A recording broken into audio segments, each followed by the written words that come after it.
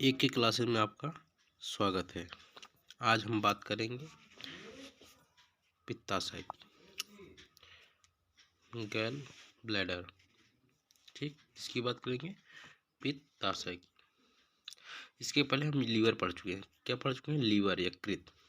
क्या कहते हैं? यकृत या लीवर।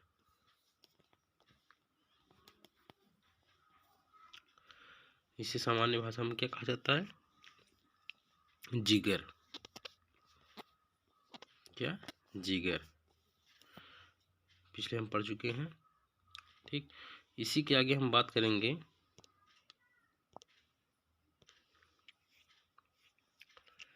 यदि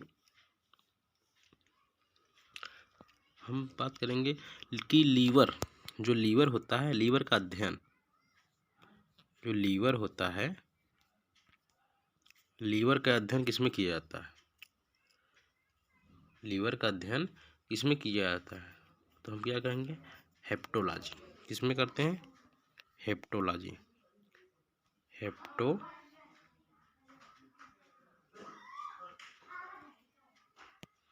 हेप्टोलॉजी में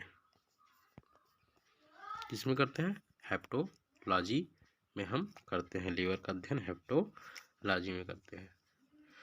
और जो लीवर में ही एक हेपेटाइटिस रोग होता है, हम लीवर का अध्ययन किसमें करते हैं? हेप्टोलॉजी के अंतर्गत करते हैं। ठीक, किसमें करते हैं? हेप्टोलॉजी करते हैं। और जो हेपेटाइटिस रोग होता है, हेपेटाइटिस रोग होता है या लीवर में ही होता है। किसमें होता है? लीवर में होता है। और किसके कारण होता है? वायरस के कारण, विषाणु के कारण होता है। और हम बात करेंगे वर्ल्ड हेपेटाइटिस डे कब मनाया जाता है? तो 28 जुलाई को मनाया जाता है। कब मनाया जाता है? 28 जुलाई को मनाया जाता है। और अंतर्राष्ट्रीय लीवर दिवस, अंतर्राष्ट्रीय लीवर दिवस कब मनाया जाता है? 19 अप्रैल को मनाया जाता है। प्रत्येक 19 अप्रैल को मनाया जाता है। और कुफर सेल कहाँ उपस्थित होता है? या यकृत में ही पाया जाता है। एक कोशिका सेल होता है, कोशिका होती है जो, जिसे कुफर सेल कहा जाता है। या किस में पाया जाता है? यकृत में पाया जाता है। किस में पाया जाता है? यकृत में पाया जाता है। ठीक, तो आगे हम बात करते हैं, फिर से देख लेते हैं एक बार कि जो लीवर होता है उसका अध्ययन हेप्टोलॉजी में किया जाता है। हेपेटाइटिस रोग लीवर में ही होता है। और किसके कारण होता है? विषाणु के कारण होता है। ठीक, और वर्ल्ड हेपेटाइटिस दिवस कब मनाया जाता है? तो 28 जुलाई को मनाया जाता है। और अंतर्राष्ट्रीय लीवर दिवस 19 अप्रैल को, या अंतर्राष्ट्रीय जिगर दिवस ये बोल दे तब भी कहना, 19 अप्रैल को मनाया जाता है। और कुफर सेल कहाँ पाया जाता है? या कुफर सेल यकृत में पाया जाता है। किसमें पाया जाता है? यकृत में। एक कोशिका होती है जिसे कुफर कोशिका कहा जाता है। क्या कहा जाता है? कुफर कोशिका। ठीक, क्या कहते हैं? कुफर कोशिका कहा जाता है। हम पित्ताशय की बात करते हैं। इसमें पित्ताशय, पित्ताशय या किसमें पाया जाता है? तो किसमें पाया जाता है? लीवर में ही पाया जाता है, यकृत में ही पाया जाता है। किसमें पाया जाता है? लीवर में पित्ताशय पाया जाता है, जिसे गैल ब्लैडर कहते हैं। गैल ब्लैडर्स। इसमें क्या होता है? इससे ही पित्तरस का स्रावण होता है। ठीक, या जमा करता है। कौन करता है? पित्ताशय इकट्ठा करता है। और ये एक बार में 800 से 1000 का पित्तरस का जमाव करता है। कौन करता है? पित्ताशय। ठीक, कौन करता है? पित्ताशय करता है। ठीक, कौन करता है? पित्ताशय करता है 1000 से अधिक। ठीक, और हम देखते हैं कि जो पथरी होती है हमारे लीवर में, कहते हैं पित्ताशय में पथरी हो गई। किसमें? पित्ताशय में पथरी जो होती है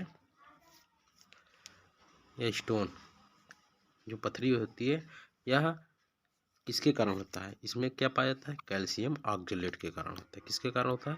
कैल्शियम ऑक्जेलेट के कारण होता है। पथरी का जमाव जो हमारे पित्ताशय में होता है वह किसके कारण होता है? Calcium oxalate. किसके कारण होता है? कैल्शियम ऑक्जेलेट के कारण होता है। ठीक, इतना समझ गए कि पित्ताशय कहाँ उपस्थित होता है? यकृत में होता है। पित्ताशय में क्या होता है? उपस्थित होता है, पित्तरस होता है। पित्तरस का जमाव कहाँ होता है? पित्ताशय में होता है। एक बार में पित्तरस का जमाव कितना होता है? 800 से 1000 पित्तरस का जमाव होता है एक बार में पित्ताशय में। पित्ताशय में स्टोन पथरी होती है जो कैल्शियम ऑक्जेलेट के कारण होती है। किसके कारण होती है? कैल्शियम ऑक्जेलेट के कारण। और यह पथरी जो पथरी होती है, इस पथरी को हटाने में कौन मदद करता है? इस पथरी को हटाने में मैग्नीशियम कौन मदद करता है? मैग्नीशियम जो Mg कौन? मैग्नीशियम मदद करता है। कौन मदद करता है? मैग्नीशियम मदद करता है। इस पथरी को हटाने में कौन मदद करता है? मैग्नीशियम करता है। ठीक, और इसमें जो होता है ये तो मदद करता है हटाने में। ठीक, मदद कौन करता है? यही करता है। और इसमें जो होता है इस पथरी को हटाने में किसका उपयोग करते हैं? ऑक्जेलिक अम्ल का। किसका उपयोग करते हैं? ऑक्जेलिक अम्ल का उपयोग करते हैं।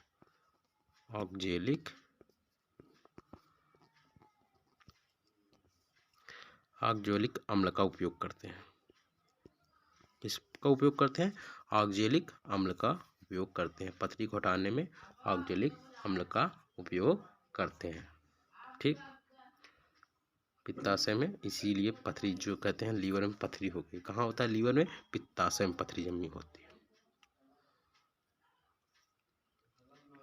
ठीक, तो आगे हम बात करते हैं पित्ताशय हो चुका, यह लीवर से संबंधित हो गया। लीवर में भोजन पाचन। अब गृहिणी में पहुंचते हैं। गृहिणी में जब भोजन हमारा पहुंचता है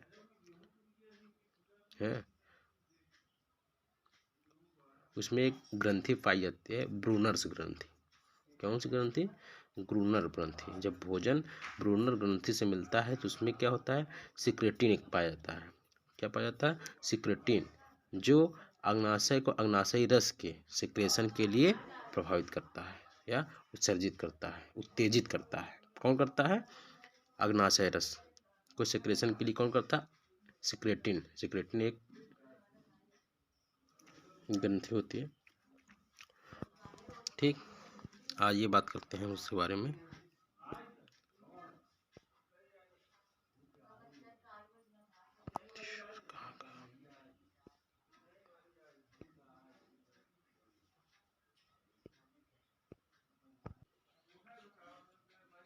ठीक, अब इसके आगे हम देखते हैं जो इसमें स्टोन होते हैं। पथरी को हटाने में कौन उपयोग होता है? पथरी को हटाने में कौन उपयुक्त होता है? पथरी को हटाने में कौन उपयुक्त होता है?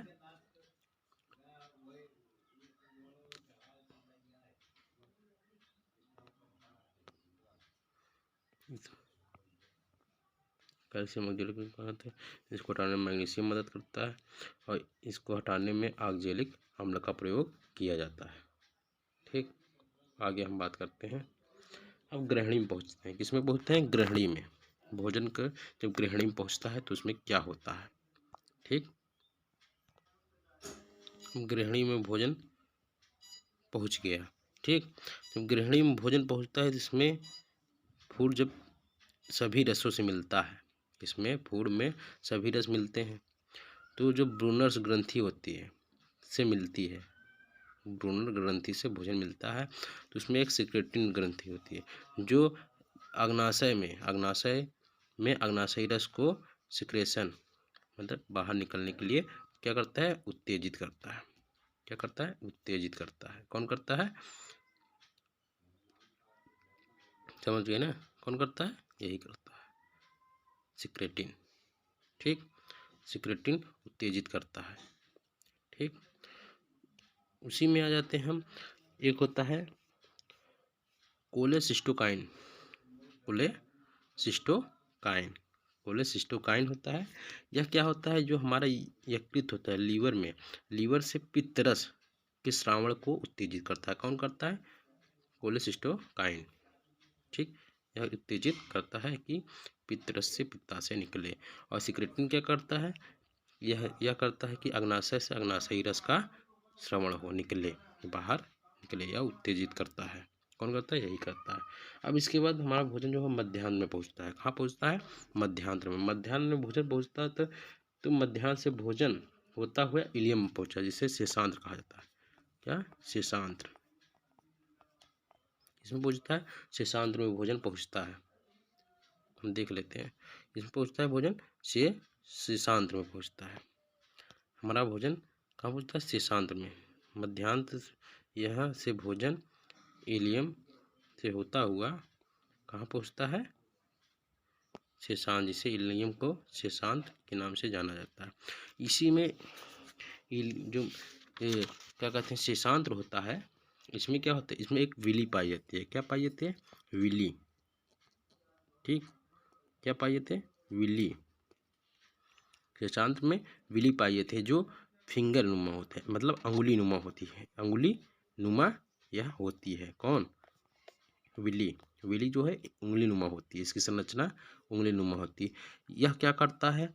ये भोजन में मौजूद, इसमें जो भोजन में मौजूद रहता है, हमारे भोजन में पोषक तत्वों को अवशोषित करता है। क्या करता है? भोजन में पोषक तत्वों को अवशोषित करता है। कौन करता है? विली करती है। ठीक, विली जो होता है वह भोजन में उपस्थित पोषक तत्वों को अवशोषित करता है, अपनी ओर खींचता है, अवशोषित करता है। उसके बाद यह अवशोषित करने के बाद यह जो ब्लड होता है हमारा रक्त में मिला देता है। कौन मिलाता है? विली। ठीक, कौन मिलाता है? विली मिला देता है। ठीक, शेषांत्र देखिए, शेषांत्र यही है। ठीक, इलियम जिसे कहा जाता है, इसमें विली होती है, बताया ना, विली पाया जाता है। विली जो अंगुली नुमा होता है, उसकी संरचना होती है। यह भोजन में उपस्थित पोषक तत्वों को अवशोषित करता है। अवशोषित करके किसमें मिलाता है? ब्लड में मिलाता है, रक्त में मिला देता है। ठीक, अब इसके बाद आते हैं लार्ज इंटेस्टाइन, मतलब बड़ी आंत में। किसमें पहुँचते हैं हम? बड़ी आंत में पहुँचते हैं। ठीक, अब बड़ी आंत में देखते हैं लार्ज इंटेस्टाइन। यह 3 प्रकार का होता है। कितने प्रकार के? 3 प्रकार के। एक सीकम होता है, एक कोलन होता है, एक रेक्टम होता है। ठीक, सीकम को उंडुक कहा जाता है, कोलन को बृहदांत और रेक्टम को मलाशय कहा जाता है, जिसके मल के द्वारा जो भोजन होता है, सड़ा गला मलाशय, वह बाहर निकल जाता है। इसमें जो उंडुक होता है, उंडुक यह छोटी आंत की सबसे छोटी आंत को बड़ी आंत में जोड़ता है। कौन जोड़ता है? उंडुक, सीकम जो होता है। यह शाकाहारी जंतुओं में सीकम बड़ा होता है। शाकाहारी जंतुओं में सीकम बहुत बड़ा होता है। ठीक, क्या होता है? बड़ा होता है। समझ गए ना? लार्ज इंटेस्टाइन यह 2 प्रकार से होता है, 3 प्रकार का होता है। एक सीकम होता है, दूसरा बृहदांत होता है, तीसरा मलाशय रेक्टम होता है। कोलन, रेक्टम, सीकम, कोलन और रेक्टम होता है। ठीक, अब इसके आगे हम बात करते हैं।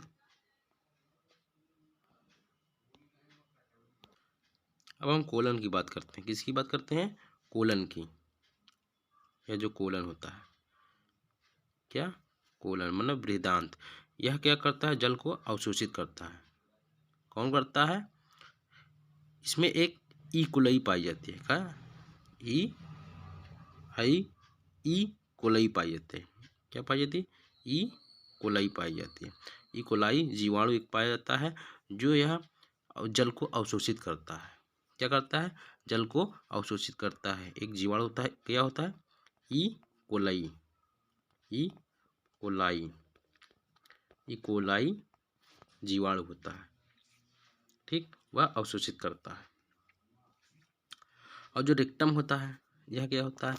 यही जो होता है रेक्टम, इसी से जो हमारा सड़ा गला भोजन होता है, अनपचे भोजन शरीर से बाहर निकल जाते हैं मल द्वार द्वारा या गुदा द्वार द्वारा।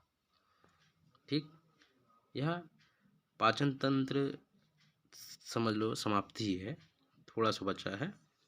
इसमें जो पाचक एंजाइम वगैरह पाए जाते हैं, तीनों प्रकार के पाचक एंजाइम पाए जाते हैं। कितने प्रकार के पाचक एंजाइम पाए जाते हैं? 3 प्रकार से पाचक एंजाइम पाए जाते हैं। कौन कौन? कार्बोहाइड्रेट के रूप में किसने में पाए जाते हैं? कार्बोहाइड्रेट, वसा, प्रोटीन। ठीक, हम देख लेते हैं, बात करते हैं। इसमें जो पाचक एंजाइम होता है, क्या होता है?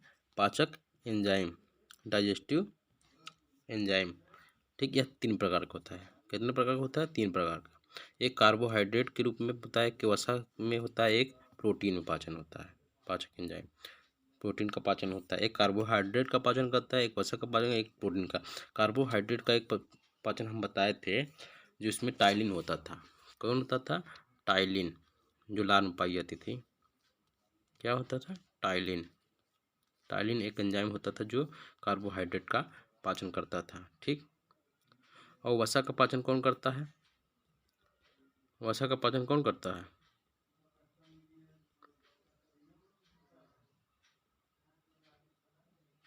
जो ये वसा होती है, इसका पाचन कौन करता है?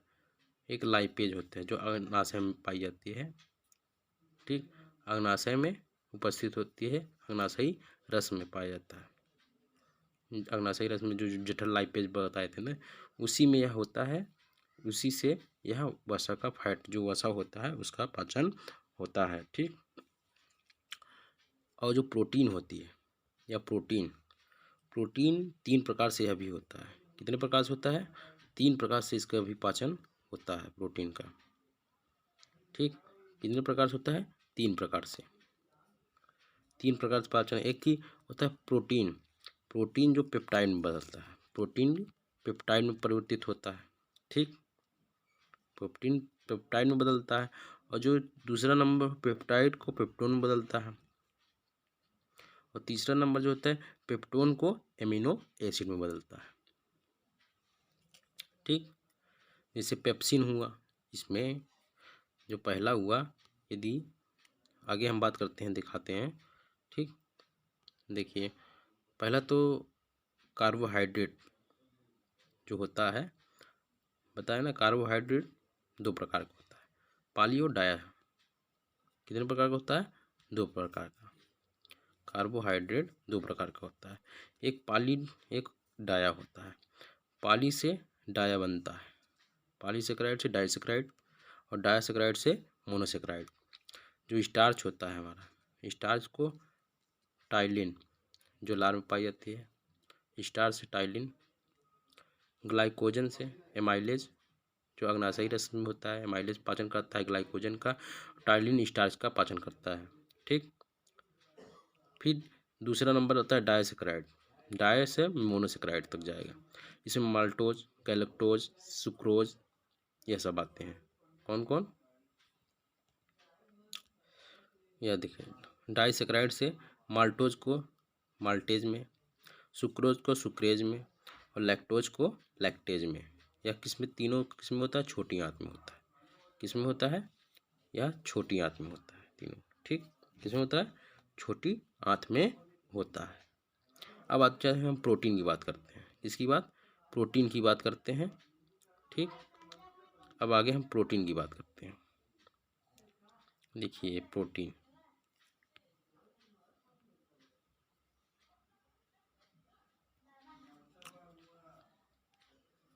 ठीक, जो प्रोटीन होता है यह 3 प्रकार से होता है। प्रोटीन का पाचन 3 प्रकार से होता है। पहला तो प्रोटीन को पेप्टाइड में परिवर्तित होता है, और दूसरा पेप्टाइड को पेप्टोन में, और पेप्टोन को एमिनो एसिड में परिवर्तित होता है। इसमें जैसे जठर रस में होता है पेप्सिन, पेप्सिन जो है, और रेनिन पाया जाता है। पेप्सिन और रेनिन, यह जो होता है प्रोटीन को पेप्टाइड में परिवर्तित करता है। और जो पेप्टाइड होता है, पेप्टाइड है ट्राइसिप्सिन, ट्राइप्सिन, ट्राइप्सिन और क्राइमेटो क्राइमोट्राइप्सिन, क्राइमोट्राइप्सिन दो प्रकार से होते हैं। ट्राइप्सिन होता है एक क्राइमो ठीक, क्राइमोट्रिप्सिन होता है ठीक। और जो इसमें होता है पेप्टोन को एमिनो एसिड में बदलता है। यह कहाँ होता है? इरिप्सिन में होता है। इरिप्सिन मतलब छोटी आंत में उपस्थित होता है। इरिप्सिन होता है जो पेप्टोन को एमिनो एसिड में परिवर्तित करता है। फिर से देख लेते हैं। प्रोटीन का दो प्रकार से पाचन होता है, तीन प्रकार से पाचन होता है। जो प्रोटीन का पाचन पेप्टाइड में होता है, यह किससे होता है? जठर रस में होता है। जो पेप्सिन होता है और रेनिन, दो प्रकार के एंजाइम पाए जाते हैं, पेप्सिन और रेनिन, यह दोनों पाचन करते हैं प्रोटीन का ठीक। पेप्सिन और रेनिन, रेनिन जो दूध में पाचन करता है, पेप्सिन कार्बोहाइड्रेट वसा ठीक। पेप्सिन किसका पाचन करता है? प्रोटीन का पाचन करता है। लिखवाए हैं पहले, हम देखिए जठर रस में देखिएगा, उसमें आपको बताया गया है ठीक। और जो पेप्टाइड होता है पेप्टोन में परिवर्तित होता है। यह किस में होता है? ट्राइप्सिन होता है। ट्राइप्सिन और क्राइमोट्राइप्सिन दो प्रकार के एंजाइम होते हैं। और जो पेप्टोन को एमिनो एसिड में बदलता है, इरिप्सिन बदलता है। यह कहाँ उपस्थित होता है? यह छोटी आंत में उपस्थित होता है ठीक।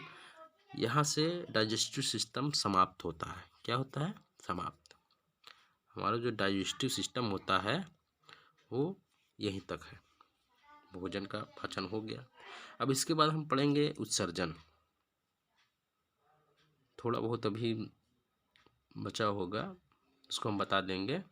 उत्सर्जन तंत्र में एक्सटर्नरी सिस्टम ठीक। उत्सर्जन तंत्र दो प्रकार का होता है ठीक, एक्सटर्नरी और टाइप प्रकार।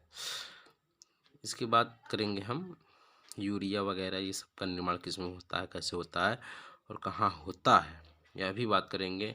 और जो त्वचा होता है हमारी स्किन से पसीना किससे निकलता है, कौन सी ग्रंथियाँ होती हैं, सभी के बारे में बात करेंगे हम ठीक। इतना समझ में आया ठीक। और डाइजेस्टिव सिस्टम थोड़ा बहुत और रह गया है ठीक, बाकी समाप्त ठीक। तो आगे हम मिलते हैं अगले वीडियो में उत्सर्जन तंत्र के। और लाइक और शेयर ज़रूर कीजिएगा ताकि और भी बच्चे देखें इसको ठीक। लाइक, शेयर एंड सब्सक्राइब ठीक, ताकि और भी बच्चे देख लें। समझ में आई बात?